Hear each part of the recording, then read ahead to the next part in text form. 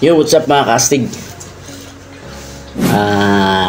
For today's video, isi-share ko sa inyo yung reapply kasi na-restrict tayo nakaraang parang June or July. Then ngayon, September 6, ngayon po yung ating reapply, no? So bago ko i-click yung reapply, mag-upload muna ako ng isang videos para nagpapatunay na updated pa rin tayo sa pag-upload din. So ayan, andito sila Mrs.